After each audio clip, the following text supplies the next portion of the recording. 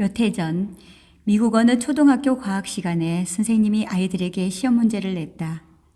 시험 문제는 첫 글자가 M으로 시작하는 단어 중 상대방을 끌어들이는 성질과 힘을 가진 단어를 쓰시오였다. 정답은 맥내리, 자석이었다. 그런데 85% 이상의 학생들의 답을 mother, 엄마라고 썼다. 고민하던 선생님이 마침내 mother를 정답으로 처리했다는 실화가 전해진다.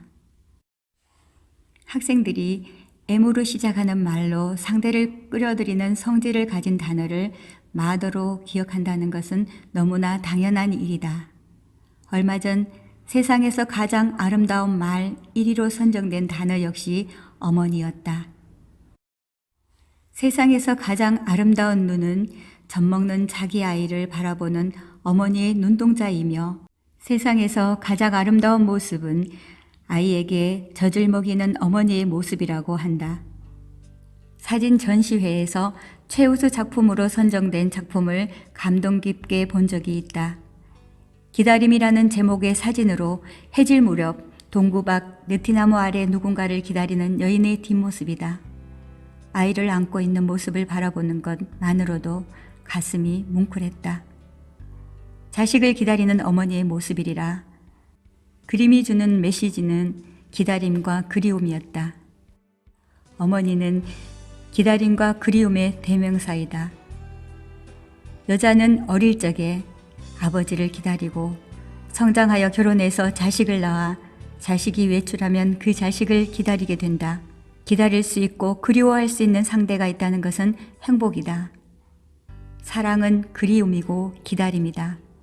그래서 그리움과 기다림은 사랑의 또 다른 말이다. 전쟁이 나면 아이들을 데리고 피난을 가다 폭탄이 떨어지면 아버지는 짐 보따리를 잡고 몸을 숨기지만 어머니는 아이들을 안고 방패막이가 되신단다. 자식을 사랑하는 마음은 동물 세계에서도 볼 수 있다. 어느 시골에 화재가 났는데 불이 꺼지고 난 다음 광에 들어가 보니 암탉이 병아리들을 품은 채 새카맣게 다 죽어 있었고 병아리들은 모두 살아 있었다는 실화가 전해진다. 또 가족 여행을 간 자식이 늙은 어머니를 홀로 둔 채 돌아가 버려 경찰이 양로원에 입원시켰다는 소식들이 있다. 놀라운 것은 그 어머니는 아들의 이름과 주소를 결코 대는 일이 없다고 한다. 자식은 어머니를 버려도 어머니는 자식을 결코 버릴 수 없기 때문이다. 어머니가 살아 계셔 번거로웠고 불편한 불만의 시기도 있었다. 그래서 부모는 어릴 적엔 디딤돌, 나이 들면 걸림돌, 더 늙으면 고인돌이라는 말이 있다. 어머니, 모든 인간의 영원한 안식처이자 고향 같은 존재이다. 모든 것을 다 품어주시고 모든 것을 다 주고도 기억하지 않는 어머니, 그건 영원한 향수이며 불러도 자꾸만 그리운 마음의 고향과 같은 이름이다. 이 세상에서 나보다 나를 더 사랑했던 그분이 바로 그리도 그리운 우리의 어머니셨습니다. 얼마 전에 나는 아내가 아닌 다른 여인을 만나러 갔다. 실은 내 아내의 권유였지만 어느 날 아내가 내게 말했다. 당신은 그녀를 사랑하잖아요. 인생은 짧아요. 당신은 그녀와 더 많은 시간을 보내야 해요. 아내의 그 말은 정말 뜻밖이었다. 그래서 내가 이렇게 말했다. 근데 여보, 난 당신을 사랑해. 그러나 나의 말에 아내는 이렇게 말했다. 알아요. 그렇지만 당신은 그녀도 사랑하잖아요. 내 아내가 만나라고 한 다른 여자는 실은 내 어머니시다. 미망인이 되신 지 벌써 몇 년. 일과 애들 핑계로 어머니를 자주 찾아뵙지 못했었다. 그날 밤 나는 어머니께 전화를 걸어 같이 영화도 보고 저녁 식사도 하자고 제안했다. 그런데 어머니가 의아해하시면서 물었다. 무슨 일이라도 생긴 거냐? 혹시 나쁜 일은 아니지? 알다시피 내 어머니 세대는 저녁 7시가 지나서 걸려오는 전화는 모두 나쁜 소식일 거라고 믿는 세대이다. 그냥 엄마하고 단 둘이 저녁도 먹고 영화도 보고 싶어서요. 괜찮겠어요? 잠시 후 어머니가 덤덤하게 말씀하셨다. 그러자꾸나. 다음 날 저녁 일이 끝나고 차를 몰고 어머니를 모시러 갔다. 금요일 밤이었고 나는 오랫동안 느껴보지 못한 기분에 휩싸였다. 첫 데이트를 하기 전에 갖게 되는 가슴 두근거림이라고나 할까. 도착해서 보니 어머니도 다소 들떠있는 모습이었다. 어머니가 벌써 집 앞에 나와 기다리고 계셨는데 근사한 옛 코트를 걸치고 머리도 다듬으신 모양이었다. 코트한 옷은 아버지가 돌아가시기 전 두 분의 마지막 결혼 기념일에 입으셨던 것이다. 어머니의 얼굴이 애인을 기다리는 소녀같이 환한 미소로 활짝 피어났다. 어머니가 차에 오르시며 친구들에게도 오늘 밤에 아들과 데이트하러 간다고 했더니 모두들 자기들 일냥 들떠있지 뭐냐 하고 말씀하셨다.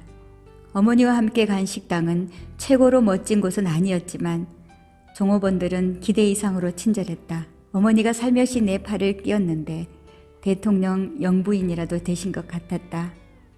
자리에 앉자 어머니가 내 눈이 옛날 같지가 않구나 하시면서 메뉴를 읽어달라고 하셨다. 메뉴를 반쯤 보다 눈을 들어보니 어머니가 향수에 젖은 미소로 나를 빤히 쳐다보고 계셨다.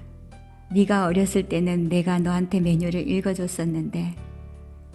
그 말을 듣고 내가 말했다. 오늘은 내가 읽어드릴게요, 엄마.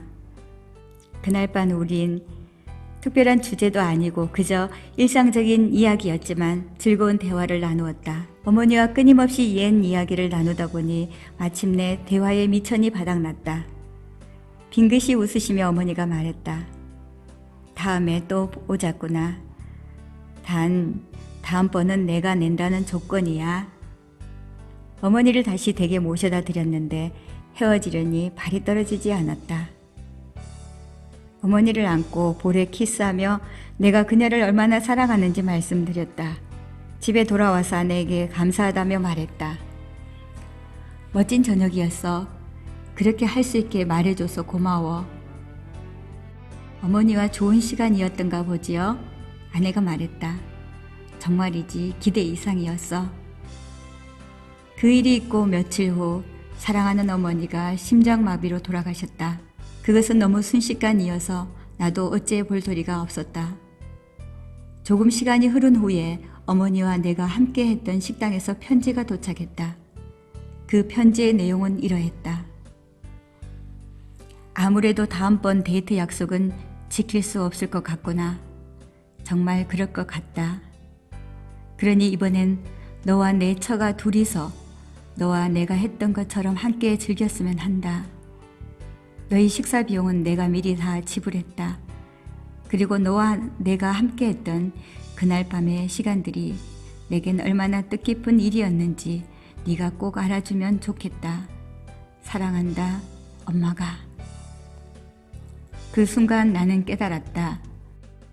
우리가 사랑하는 사람에게 그 사람을 사랑하고 있음을 알게 하는 것이, 그리고 그 사람을 위해 시간을 내는 것이 얼마나 중요한가를 우리는 우리가 사랑하는 사람들이 얼마나 오랜 동안 우리와 함께 할 것인지 모르고 있다.